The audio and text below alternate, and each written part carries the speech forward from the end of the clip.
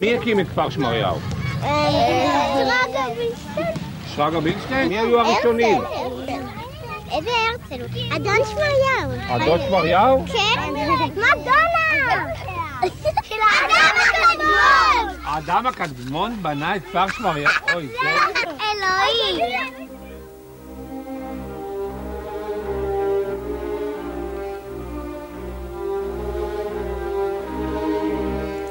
דומה שאלוהים בכבודו ובעצמו ירד משמיים כדי לברך את האדמה הזאת של כפר שמריהו.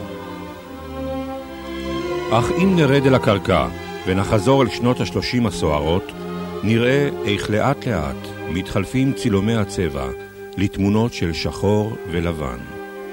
הנאצים צועדים ברחובות גרמניה, אלפי יהודים שחזו את הנולד עולים לפלסטינה. 57 משפחות צעירות מתקשרות עם חברת רסקו בחוזה. בית קטן, כמה דונמים של קרקע למשק חקלאי, וכל משפחה חייבת להוכיח כי ברשותה 1,000 לירות סטרלינג למימון. תיכנס. הגיעו הגברת ודוקטור שנהולץ שברחו מהיטלר לביירות, ומשם לפלסטינה במכונית. Ich war damals, wie ich ins Land kam, 35, nicht mehr ganz jung.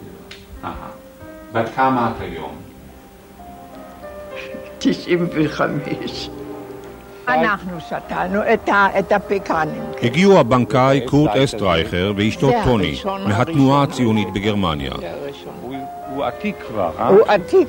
אוי ובוי מי שגוזר אותו.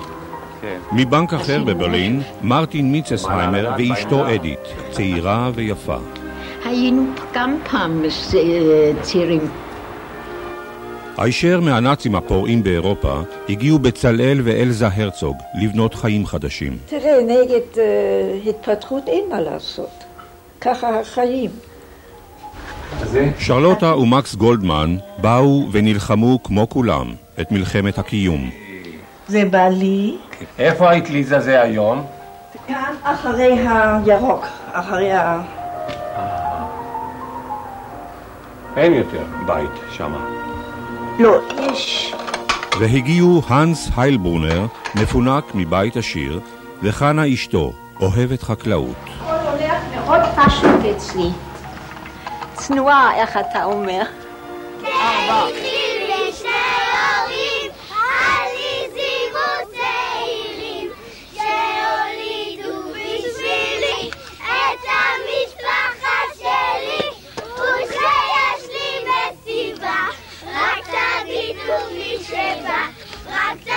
פה חוזר ספר פרוטוקולים הראשון.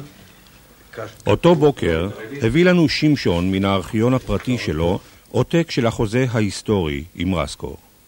זה היה פטנט ששילמנו את זה בגרמניה. אי אפשר היה להוציא את הכסף. אז זה הרסקו דרך העבריה, בנק עבריה, אז שילמנו שמה 100 פלסטיין פונט בשביל דונם ראשון, וכל היתר 50. שיכולת, שבאנו הנה, יכולנו לקנות כל הרצליה ביטוח 4-6 לירות הדונם בתשלומים. אבל היקס הם לא היו בשביל ספקולציות. כי der Siedler verpflichtet sich auf sein Boden keinen Brunnen zu bohren. אסור לקדוח באר, אסור לעבוד עם ערבים. עבודה עברית. עבודה עברית. דצמבר 36 חתם דוקטור זכה, אף אוזן וגרון הראשון בתל אביב. ומאיפה הארון היפה הזה? ממונשן. קנינו את זה במונשן שלפני באנו הנה. מתי? 35. 1935. כן, אנחנו חיתנו ורצינו, וידענו שאנחנו באים הנה, אבל לא היה לנו דירה, לא כלום. חיתנו ונסענו, וזה היה המטבח הזה, זה היחיד מה שקנינו, מפני אני ידעתי, אנחנו הולכים רק לכפר, לעשות פלסטינה וחקלאות, זה משהו, זה עבודת יד. כן. ותנור קטן. תכף אתם מקבלים עוגה מזה. אני עושה קפה, אני עושה... סבבה, הרבי כבר סבבה, ברוך ברוך הבא, ליצונה תודה רבה, באים מהרצליה ג' להכין בלוקים ראשונים. אני עשיתי יציקה פה. של בטון. כן? נו, אז את בנאית? לא, זה לא, אבל זה עושה לי שמחה. נכון? שעשינו את זה. מה זה? ג'ורש. זה הג'ורה? כן. מול הכביש להרצליה בונה משפחת מנדלסון שבאה מנורווגיה את הבית הכי גדול בכפר, 3 חדרי שינה וסלון. שרגא מנדלסון יצק את אבן הפינה ובחזית מנחם הקטן.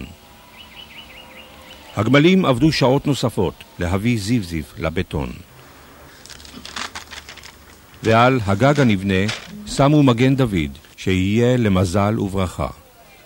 כמה מתיישבים השתתפו בבנייה ושתו לחיים בתום היציקה. כאן אנחנו רואים את חנוכת הבית, כאשר כל השכנים והעובדים והנוער משתתפים בשמחה. נדמה לי שהגישו נקניקיות, כן. שנולץ עומדת שם למעלה. הבית שימש בתחילה גם בית עם, לישיבות, לחוגים והרצאות, בית כנסת ומרפאה של קופת חולים. חברת רסקו עשתה תעמולה למשיכת מתיישבים מאמריקה לארץ. הגברת מנדלסון בסלון בקיץ חם ליד האח. ומנחם מדליק היום עצים באח מענפי פרדס יבשים שנטע אביו שרגא מנדלסון בסוף שנות ה-30.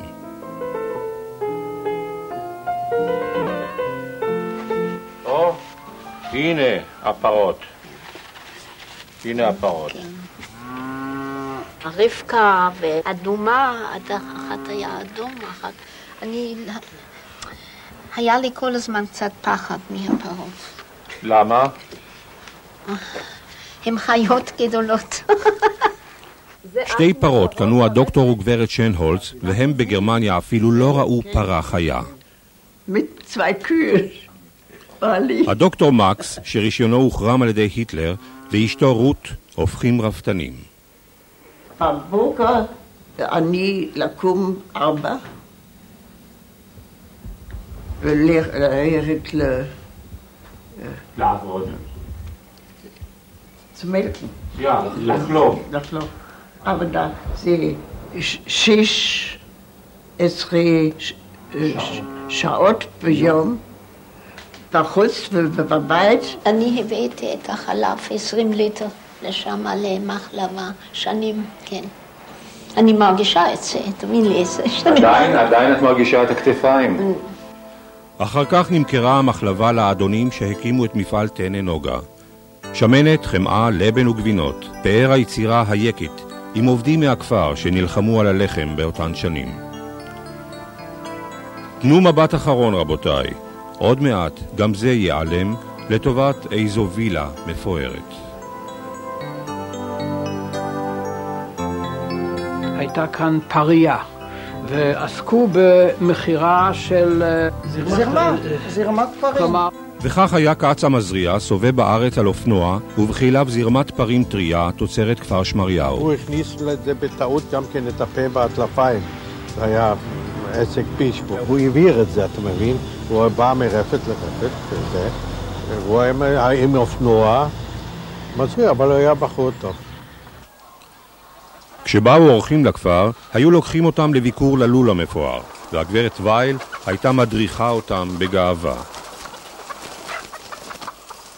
לא חלף זמן, והמייסדים במוחם הקודח אימצו עוד ענף שיווק. בשלבים מאוד מוקדמים הוקמה מדגריה לאפרוחים, ומכרו אפרוחים מחוץ לכפר. את הביצים שאספו רחצו יום יום והביאו למחסן הביצים שליד המחלבה. ופתאום נפלה מגפת דבר נוראה בכפר. הביאה אותה מסעית עם סכים. שנים רבות הזכרו פה את הטראומה. הביאו שקי זבל כימי מחיפה. כנראה היו שם עכברים, פתאום עכברים הלכו ככה שיכורים. בעלי בא הביתה, מרגיש לא טוב, עם חום גבוה, אז רופא בא לקחת את הרופא, הוא היה ערבי ממשלה. לקחו אותו ישר לבית קץ. זה היה בית חולים... בפרדס קץ? פרדס קץ. ואבי הלך לשם לראות ולהביא להם משהו, לא יכלו לצאת בלי שלא קיבלו מכנסיים, שלא יברחו. אתה יודע, היה להם רק פיג'מה בלי למטה. יום אחד אמרתי, אני נוסעת לפרדס קץ. לבעלך? לבעלי. לבית החולים. אז נסעתי לשם ופחיתי בכניסה. הוא נורא לבן וכאן מלא עם מנהלת של המחלקה בה, והיא כעסה עליי ועליו. היא לקחת אותו לחזרה, ואני הלכתי הביתה. 3 החולים חזרו הביתה. את הבתים חיטאו, את הסוסים השמידו, הגמלים חרשו את השדות. פה עשו הבית עם פורמלין, וכל המזרונים הלכו לאיזה גס, ואנחנו ישנו במקומות אחרים. חודשים כאב לך באף הפורמלים, אתה יודע, זה מתעדה וזה דוקר. מגפות אין פה היום, רק לולים בודדים, כמו אצל יורדן, עם כמה אלפי תרנגולות עצבניות קרבול. את הלול הזה בניתי ב10 אצבעות, לנו לא היו תקציבי סוכנות או ממשלה למיניהם, אז לא הייתה ברירה, אלא לבנות לבד. בין וילות מנקרות עיניים, זועקות עדיין התרנגולות של יורדן. אל תשכחו אותנו, אנחנו הבאנו את מגש הביצים, שעליו ניתנה לכם אדמת כפר שמריהו לנחלה.